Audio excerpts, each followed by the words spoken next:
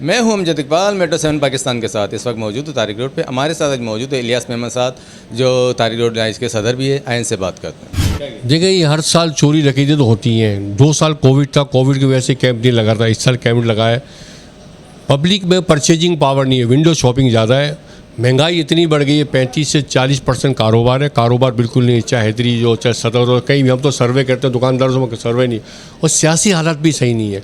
Petrol महंगा होने जा रहा है, डीजल महंगा होना, बिजली महंगी होने जा रही है। IMF के चुंगल में सब महंगा कर रहे हैं। ये मुफ्ता इस्माइल ने पहले इनसे तंकीद करता था कि ये आप महंगाई नहीं करेंगे, IMF चुंगल में नहीं जाएंगे। खुद जा रहे हैं और लोगों में महंगाई कर रहे हैं। क्या कारोबार हो, कारोबार तबाह बर्बाद होगा, लोग परेशान है। हर चीज़ महंगी है, क्या चीज़ सस्ती है? और महंगी हो जाएगी। $100 और पैसे बढ़ जाएंगे। $200 तो $200 हो जाएगा आदमी।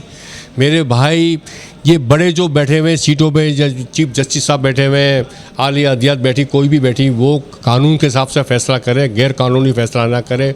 पब्लिक को रिलीफ दिया जाए। गरीब आदमी, मैं वज़ीर आला से अपील करता हूँ, मुर्तज़ा वाफ से अपील करता हूँ, मैं सईद गनी से करता हूँ, मैं जरदारी साहब से अपील करता हूँ। खुदा के वास्ते पाकिस्तान को देखो। 74 साल में पाकिस्तान को खा बैठ के चले गए।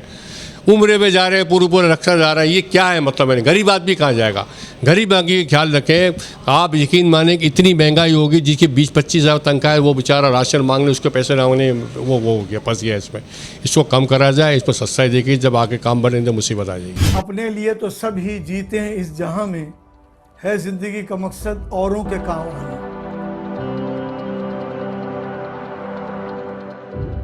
आपका थोड़ा बहुत दिया हुआ भी किसी की जिंदगी में इनकलाब पैदा कर सकता है।